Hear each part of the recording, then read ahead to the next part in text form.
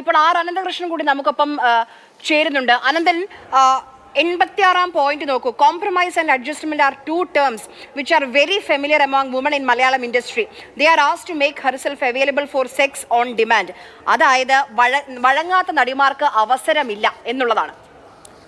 ആര്യ, തീർച്ചയായിട്ടും മലയാള സിനിമയെ സംബന്ധിച്ച് അല്ലെങ്കിൽ ഇന്ത്യൻ സിനിമയെ സംബന്ധിച്ച് എക്കാലത്തും പറഞ്ഞു കേട്ടിട്ടുള്ള അല്ലെങ്കിൽ അടക്കം പറച്ചിലുകളിൽ ഏറ്റവും ഉയർന്നു കേൾക്കുന്ന ഒരു വാക്കാണ് കാസ്റ്റിംഗ് കൗച്ച്.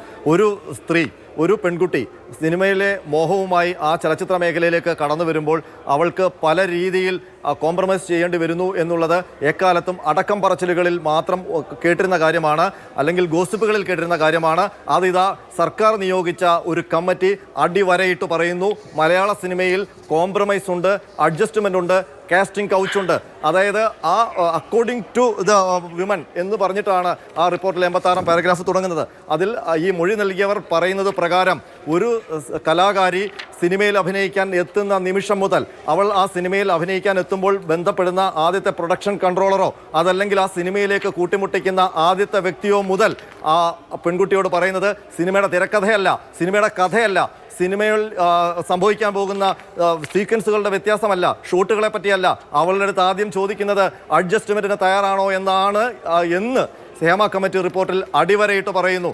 അതായത് സഹകരിക്കാൻ തയ്യാറുണ്ടെങ്കിൽ മാത്രം അവസരം എന്ന സ്ഥിതിയാണ് മലയാള സിനിമയിൽ എന്നത് ലജ്ജാകരമാണ്. അതൊരു കമ്മിറ്റിക്ക് വിളിച്ചു പറയേണ്ടി വന്നു, ആ റിപ്പോർട്ടിലൂടെ വിളിച്ചു പറയേണ്ടി വന്നു.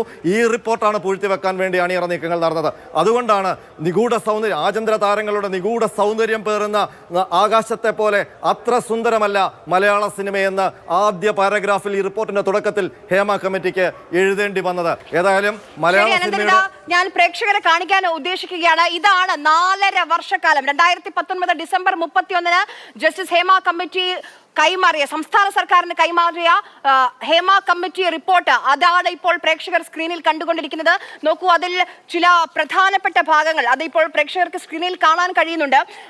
അനന്തൻ, നോക്കൂ, The way women are presented on screen is also problematic. Their roles are very often tied up with domestic roles. Most of the lead roles are done by very young women who are very thin and in tight and revealing clothes. Repeatedly seeing heroines' external appearance stereotyped as lanky and sexy in several movies reinforces the expectations of ordinary young men about women along the same lines.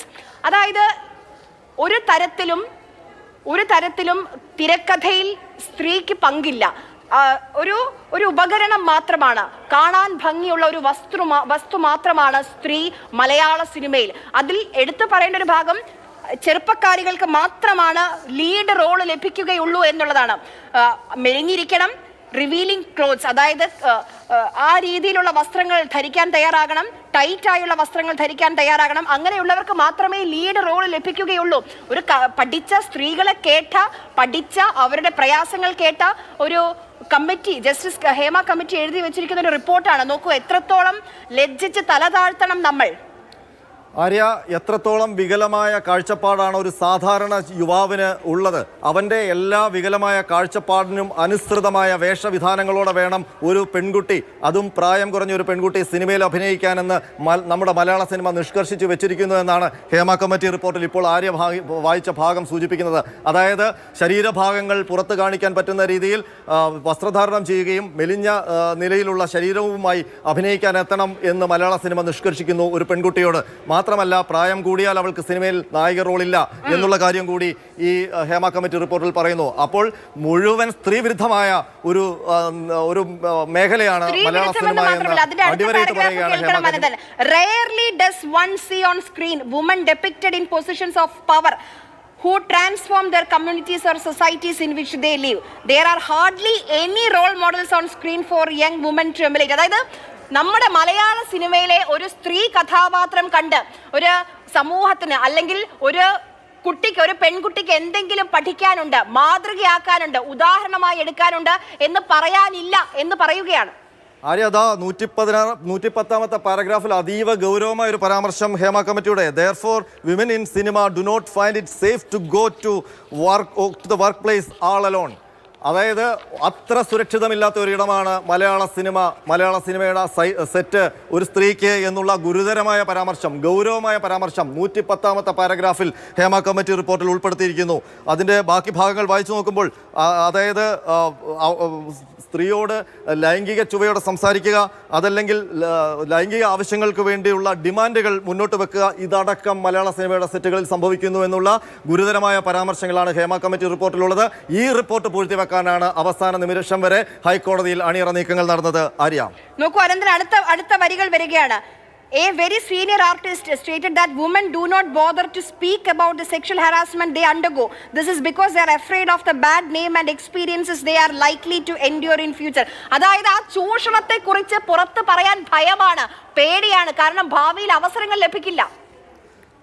തീർച്ചയായിട്ടും നമ്മൾ എന്തൊക്കെയാണോ കേട്ടുകേൾവിയിലൂടെ അറിഞ്ഞുകൊണ്ടിരുന്നത് അതെല്ലാം സത്യമാണെന്ന് Hema committee report മലയാള സിനിമയെക്കുറിച്ച് തുറന്നു പറയുന്നു. It is stated by various women in cinema that while going for work in cinema, they are often accompanied by their parents or close relatives, since demand for sex is made along with their safety in their workplace. എൻ്റെ ഫോണിൽ അത്രയും ഭാഗം clear ആയിട്ടുള്ളൂ. ഏതായാലും ഒരു cinema സെറ്റിലേക്ക് രക്ഷകർത്താവിനെ കൂട്ടി അല്ലാതെ പോകാനുള്ള ധൈര്യം മലയാള സിനിമയിലെ കലാകാരികൾക്ക് ഇല്ല എന്നുള്ള കാര്യം വ്യക്തതയോടുകൂടി ഈ ഹേമ കമ്മിറ്റി റിപ്പോർട്ടിൽ പറയുകയാണ്. എൻ്റെ കയ്യിൽ ഇപ്പോൾ ഹേമ കമ്മിറ്റിയുടെ ഹാർഡ് കോപ്പി എത്തിയിട്ടുണ്ട്. ഇത് നമുക്ക് വായിച്ചു നോക്കാം. ഓരോ ഭാഗം, അതായത് സിനിമാ മേഖലയിലെ വെറും എന്താ പറയുന്നത്, അഴുക്ക് ചാലുകളെ തുറന്നു കാട്ടുകയാണ് ഹേമ കമ്മിറ്റി റിപ്പോർട്ടെന്ന് ഇതോടുകൂടി വ്യക്തമാണ്. അതുകൊണ്ട് തന്നെയാണ് ഈ റിപ്പോർട്ട് പുറത്തു വരരുത് എന്ന് ചില കേന്ദ്രങ്ങളെങ്കിലും ആഗ്രഹിച്ചതെന്ന് നമുക്കിപ്പോൾ മനസ്സിലാകുന്നുണ്ട്. അനന്തൻ, ഞാൻ അനന്തനിലേക്കും സ്റ്റെഫിനിലേക്കും ഒക്കെ വരുന്ന 117-ാമത്തെ പോയിന്റ് ഒന്ന് വായിക്കൂ അനന്തൻ.